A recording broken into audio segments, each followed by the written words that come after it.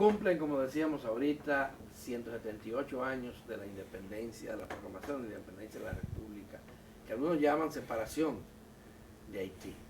Y por ese motivo hemos invitado a la doctora Muquien Sambén para que nos ayude a entender en qué situación nos encontramos a una distancia tan larga. Vamos avanzando a los 200 años de independencia, de construcción, de esfuerzo por construir una nación. Muquien, bienvenida. Gracias. Hace mucho que no venía a este programa. Sí, no había sacado el pie. No, porque... No ha sido por falta de invitación. No, lo que pasa es que la última vez tú me entrevistaste por Zoom, por el tema del COVID, pero bueno, hoy acepté venir. Mira, yo me estaba sonriendo cuando tú me presentabas, porque los historiadores son como los pavos en Nochebuena, para el 27 de febrero. Lo llaman a todos. Y estamos con el 27. Yo tengo una posición un poco crítica en torno a la independencia.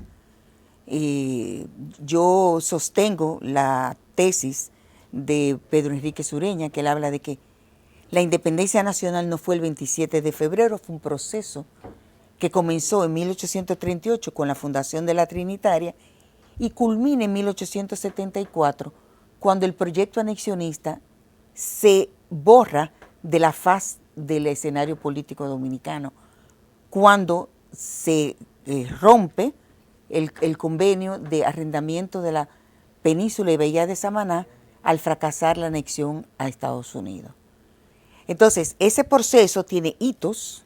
Yo escribí un artículo hace como 15 días en el periódico Hoy, donde yo señalo que un hito fue el inicio con la Trinitaria, la firma del acta de separación con Haití, que fue el 16 de enero de 1844, el 27 de febrero, la Constitución, la anexión y la restauración.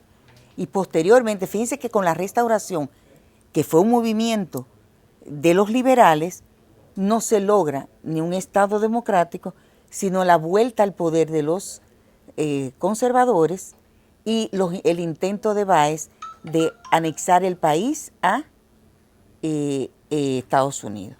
Entonces es un proceso largo que tiene diferentes hitos. ¿Por qué yo coincido con que el acta le llaman el acta de independencia, el acta de separación, que se firmó el 16 de enero de 1844, se habla de separación, patria o muerte, no se habla como en el juramento trinitario por una república independiente, libre, independiente y soberana? No es semántico, eso es político, porque en el acta de separación de 1844, firmada el 16 de enero, los liberales tuvieron que sumarse a los conservadores, que fueron los que dominaron el proceso, y poner separación. Fíjense que incluso se provoca el 27 de febrero porque se descubrió el plan Levasseur, que fue un intento baecista de que una vez se proclamara la separación de Haití, anexar el país a Francia. Y una vez se proclama la República Dominicana, lo primero que hizo el presidente constitucional, el primero, Santana, fue enviar emisarios a Europa y a Estados Unidos para negociar dos cosas. Primero la anexión y, si no se podía, el reconocimiento de la independencia. ¿Quién fue el jefe de la delegación? Mella. Entonces, ese vamos a ver que es un intento permanente sobre todo el sector conservador, que su proyecto político era anexar el país a una potencia imperial. Por eso, el único punto coincidente entre los liberales y los conservadores era la separación de Haití. Exacto. Exacto. Y tal vez por eso es que la nacionalidad dominicana está cimentada frente a Haití, el anti-haitianismo. Nosotros que tuvimos, la isla fue ocupada por España de 4 siglos atrás, 3 siglos atrás, casi 4 siglos atrás de cuando se proclama la independencia, pero no somos antiespañoles. Tuvimos ocupación francesa, ocupación inglesa, ocupación norteamericana posteriormente. Y nosotros somos sobre todo anti-haitianos, no anti... Y el domingo se va a celebrar la separación de Haití. Exacto. Mira, son dos cosas. En una conferencia que yo le di al embajador Juan Bolívar Díaz en Madrid, porque yo estaba en Madrid en una estancia de investigación, él me invitó a disertar a propósito del 12 de octubre del año Aprovechó pasado. ahí. Sí, aprovechó. Entonces, yo planteé hacia una nueva hispanidad. Yo sostengo en esa conferencia de que el movimiento intelectual de América Latina, incluyendo el Caribe hispano, no era anticolonial ni antihispánico. Su proyecto político era crear una nación, pero no en contra de España, sino independiente de España, que no es lo mismo. Uh-huh. Entonces, el movimiento hispanista, el movimiento político liberal, era hispanista. Se veía dentro de esa integración. Sí, de integración, no cuestionaban los preceptos de España, sino que era un tema de creación de un proyecto político independientemente de la administración española, que es distinto. Entonces, hay una tesis de don Mario Góngora, un historiador chileno que murió a destiempo por una tontería de un accidente. Él está distraído, lo mataron en un accidente. Y él plantea que la identidad de las independencias en América Latina se establece no por lo que tú eres, sino por lo que no eres. Las construcciones identitarias. Esa construcción identitaria de la identidad nacional en América Latina, el tema fronterizo ha sido superior a la creación de identidades propias. Entonces, tú tienes el Bolivia, que pobrecita no es ni brasileña, ni argentina, ni chilena, ni nada, porque está rodeada de todos los países, e incluso propicia la guerra al Pacífico, la pierde. Tú tienes los chilenos que no son argentinos, tú tienes los colombianos que no son venezolanos. Uh-huh. Entonces, nosotros, lamentablemente, uno de los hitos de ese proceso de independencia fue la guerra contra Haití, la ocupación haitiana, uh-huh, la creación, la separación de Haití, y el punto de conflicto básico fue que se establece en la primera Constitución de la República que la frontera está establecida por el Tratado de Aranjuez, que era así. Era así. Entonces, allá el Tratado de Basilea había cedido la parte este de la isla a Francia y por tanto no había frontera. Eso es una discusión que hay. Entonces, al establecer la frontera dominicana, tomando en cuenta lo establecido por el Tratado de Aranjuez, tú vas a encontrar un territorio en disputa que dura todos los años del mundo y se resuelve con la matanza del 37 de Trujillo. O sea, es muy complejo el proceso y me lo quieren simplificar con un trabucazo, un izamiento de la bandera, cuando estos procesos políticos son complejos y tienen muchas aristas. Importante señalar entonces en este caso, sobre todo con el tema de la construcción identitaria, cómo se aúna a ese proceso mismo de construcción de las identidades, el tema de qué figuras son las que encabezan estos proyectos políticos. Cuando escuchamos hablar esta parte de disertación, como a tantos otros autores nos damos cuenta, de que la idealización que tenemos de muchas de nuestras figuras principales, incluido algunos de nuestros patricios, está muy sobrevalorada y sobreestimada. En este caso, ¿cómo usted entiende que eso al día de hoy sigue quizás mostrando posturas en la realidad actual de República Dominicana? Mira, en la mayoría de los políticos, y lo he escrito, digo, pobre Duarte, una vez escribí un artículo así, pobre Duarte, ¿cuánto mancillan tu nombre? Porque es un discurso vacío de defensa de un proyecto político.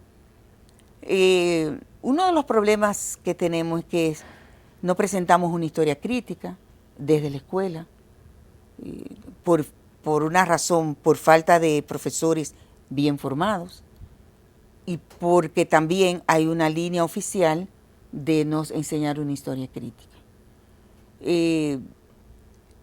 Yo soy de las que plantea, yo creo que me decía, yo tenía siempre esa discusión con Tom Lluvere.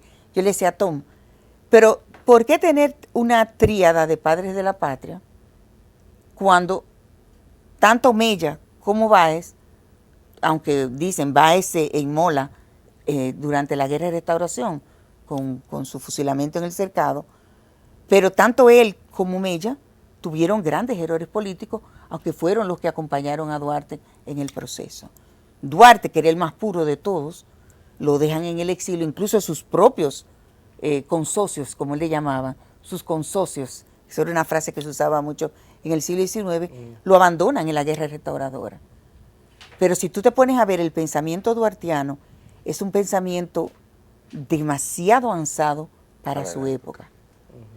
Duarte hablaba del poder municipal, Duarte hablaba del poder de la ley, Duarte hablaba de la política como un ejercicio ético, Duarte hablaba de transparencia, que es lo que nosotros estamos pidiendo ahora.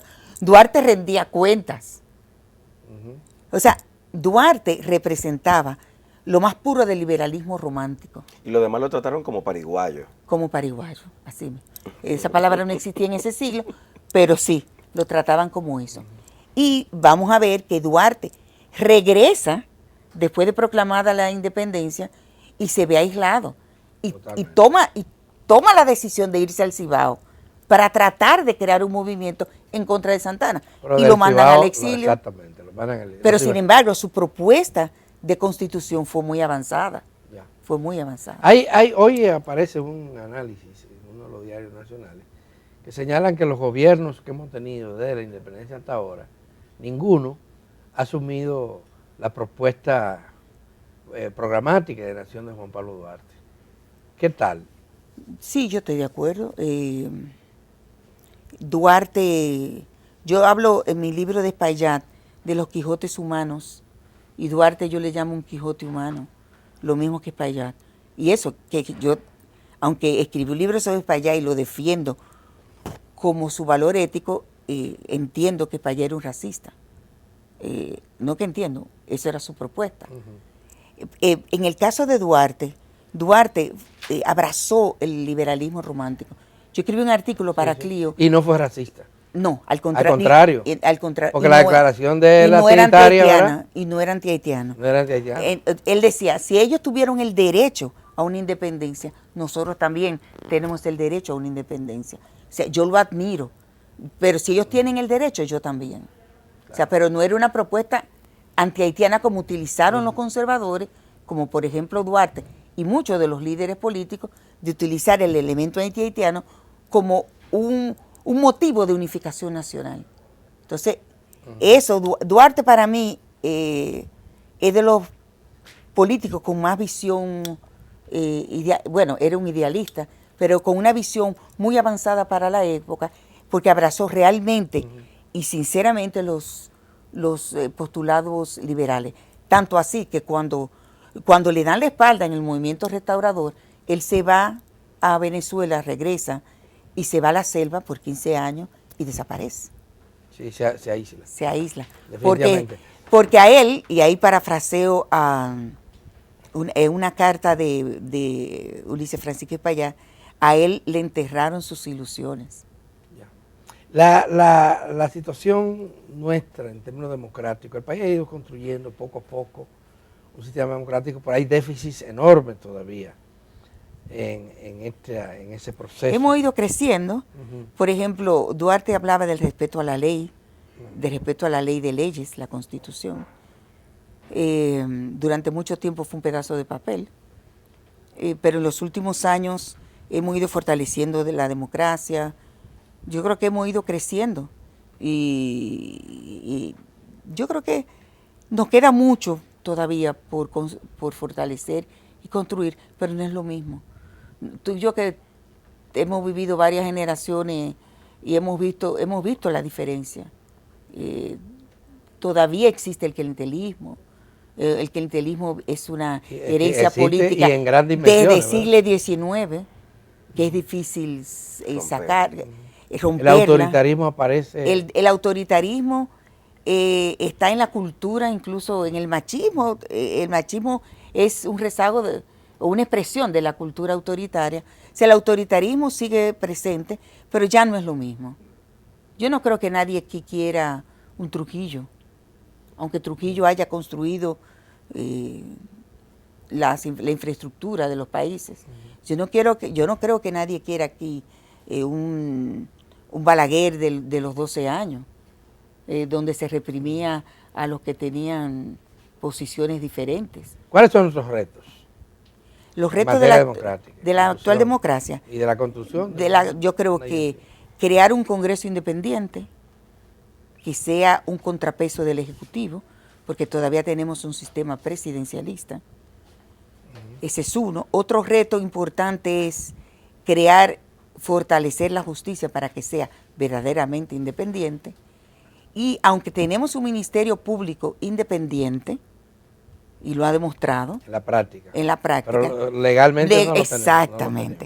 Pero necesitamos una garantía legal para que eso no sea una decisión presidencial, sino un producto, un mandato de la ley. Exactamente. Me cae muy bien este cafecito. Me cae muy bien.